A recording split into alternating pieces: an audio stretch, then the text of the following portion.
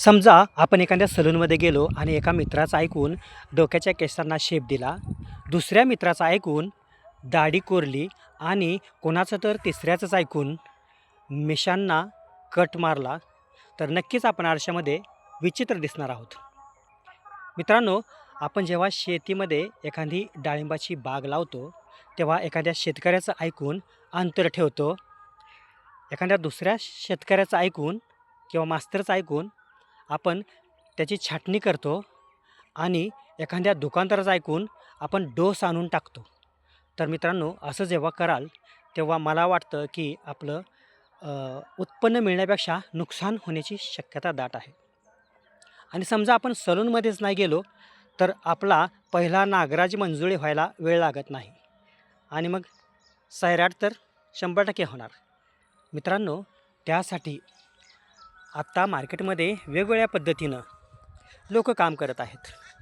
भरपूर लोक यशस्वी आहेत, शेतकरी सक्सेस आहेत. 12x12पासून 3x3पर्यंत अंतर ठेवून बरेच जण यशस्वी झालेले आहेत मित्रांनो. त्यानंतर अशा शेड्यूलमध्ये आपण अंतर किती ठेवतो आहे किंवा त्याच्यावरती काम काय करतो आहे आणि त्यासाठी आपलं कन्फ्युजन अगोदर दूर होणं अतिशय महत्त्वाचं आहे. समजा आता या ठिकाणी तुम्ही बघताय की फार जवळ डाळिंबाची रोपं मी लावलेली आहेत. हा 6 महिन्याचा ओरिजिनल भगवा आहे.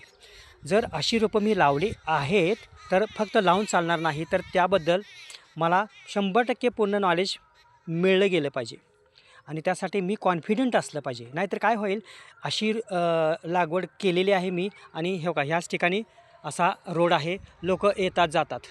एखादा दुसरा माणूस या ठिकाणी थांबून मला जर म्हणला की हा काय प्रकार आहे आणि हे तुम्ही कसं काय करणार, हे चुकीचं वाटतं राव, असं तसं नसतंय, तसं नसतंय, असं असतंय.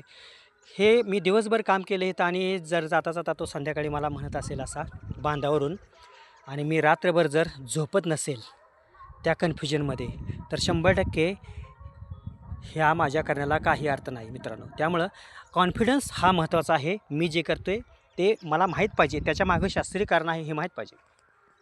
मग तो अंतराचा विषय असेल, पाण्याचा विषय असेल, डोसचा विषय असेल, तर त्यासाठी मित्रांनो रोज काहीतरी करायचं आहे, आठवड्यातून काहीतरी करायचं आहे, महिन्यातून काहीतरी करायचं आहे. अशा पद्धतीनं हे शेड्यूल आहे. तर सुरुवातीला म्हणजे 2012-13 जेव्हा मी अशा पद्धतीनं बाग लावली होती, त्यावेळेसही मी आत्ता जसा कॉन्फिडंट आहे तसाच होतो. आणि त्याचं महत्त्वाचं कारण सांगतो मित्रांनो, कर्नाटक बाँड्रीला मी गेलो होतो एका वेगळ्या कारणासाठी आणि त्या ठिकाणी मला अशा पद्धतीनं जवळ लागवड असलेली बाग पाहायला मिळाली. मी शेती हा व्यवसाय माझा नव्हता आणि त्याच्यामुळं मला क्युरियोसिटी होती की विचारावं म्हणून. मी प्रेसमध्ये त्यावेळेस काम करत होतो, तर मी त्यांना प्रश्न उत्तर करत बऱ्याच गोष्टी त्यांच्याकडून घेतल्या आणि मला लक्षात आलं की हे जवळ लागवड करत असताना आपल्याला काही गोष्टी आहेत, सिद्धांत आहेत, ते फिक्स धरून त्याच्यावरती काम करावं लागतं.